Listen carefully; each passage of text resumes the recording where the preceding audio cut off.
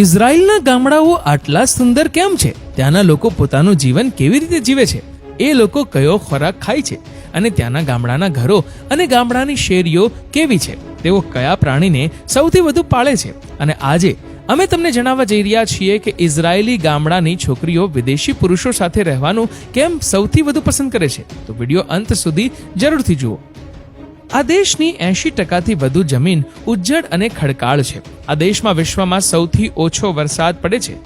આ બધી પ્રતિકૂળ પરિસ્થિતિઓ છતાં ઇઝરાયલ કૃષિની દ્રષ્ટિએ વિશ્વનો નંબર 1 દેશ છે. આજે અમે તમને ઇઝરાયલની આધુનિક કૃષિ તકનીકો વિશે જણાવીશું અને એ પણ જણાવીશું કે ઇઝરાયલની કૃષિ તકનીકનો ઉપયોગ કરવાથી ભારતીય ખેડૂતોને કેવી રીતે ફાયદો થઈ રહ્યો છે.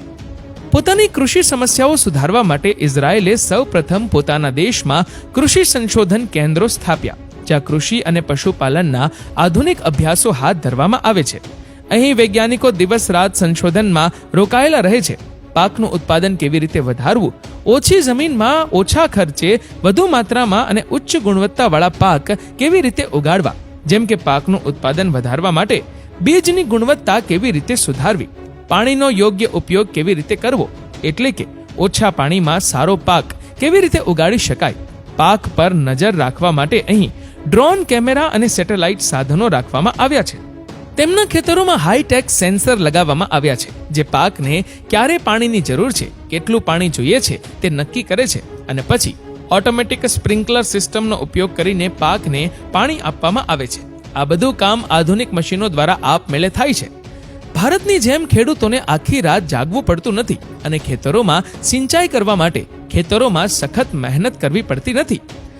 ઇઝરાયલમાં મોટા ભાગના ખેતરો કદમાં નાના છે, કારણ કે ઇઝરાયલમાં જમીન ખડકાળ અને પર્વતીય છે અને ત્યાં ખેતી કરવી એ ખૂબ જ મુશ્કેલ અને પડકારજનક કાર્ય છે. સખત મહેનત અને પ્રયત્નોથી ઇઝરાયલના લોકોએ ત્યાં ખેતી શરૂ કરી અને ખેતી માટે યોગ્ય ખેતરો બનાવ્યા. તેથી દેખાવમાં તેઓ કદમાં નાના છે, પરંતુ ઉચ્ચ ટેકનોલોજીની મદદથી આ ખેતરો મોટા પ્રમાણમાં પાકનું ઉત્પાદન કરે છે. આ ખેતરોને કૃત્રિમ ખેતરો એટલે કે ગ્રીન હાઉસ ખેતી પણ કહેવામાં આવે છે.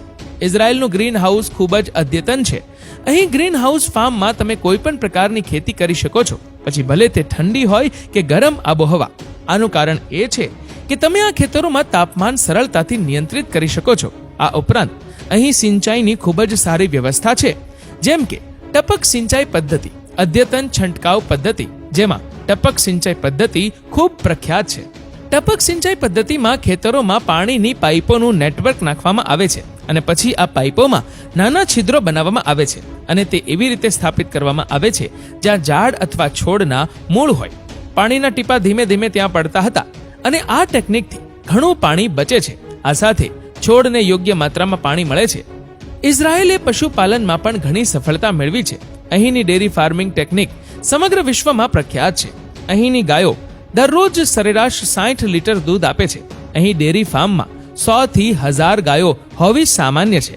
ડેરી ફાર્મિંગનું તમામ કામ ઓટોમેટિક મશીનોની મદદથી કરવામાં આવે છે. ગાયોને ખવડાવવા, તેમને સાફ કરવા અને દૂધ દોહવા જેવા બધા કામ આધુનિક મશીનો દ્વારા કરવામાં આવે છે. જેમ તમે આ વિડીયોમાં જોઈ શકો છો, ઇઝરાયલ દરરોજ કૃષિ ક્ષેત્રમાં નવી શોધ કરે છે, જેના કારણે તેને વિશ્વભરમાં એક અલગ ઓળખ મળી છે. ઇઝરાયલ ખૂબ નાનો દેશ છે, પરંતુ આ હોવા છતાં ઇઝરાયલ તેના ફળો, શાકભાજી અને મસાલા વિશ્વના ખૂણે ખૂણે નિકાસ કરે છે. નાનું હોય કે મોટું, દરેકના ઇઝરાયલી ગ્રાહકો હોય છે. આનું મુખ્ય કારણ ઉચ્ચ ગુણવત્તા છે. ઇઝરાયલમાં ખાદ્ય પદાર્થોમાં બિલકુલ ભેળસેળ નથી. ખેતરમાં હોય કે ફેક્ટરીમાં ઉચ્ચ ગુણવત્તાનું હંમેશા ધ્યાન રાખવામાં આવે છે. ખાદ્ય ચીજ વસ્તુઓ ઉપરાંત ઇઝરાયલ સમગ્ર વિશ્વમાં કૃષિ ટેકનોલોજી સાધનોનો મોટો જથ્થો વેચે છે. તો મિત્રો, તમને શહેરમાં રહેવું ગમે છે કે ગામડામાં? નીચે કમેન્ટ કરીને જરૂરથી જણાવજો.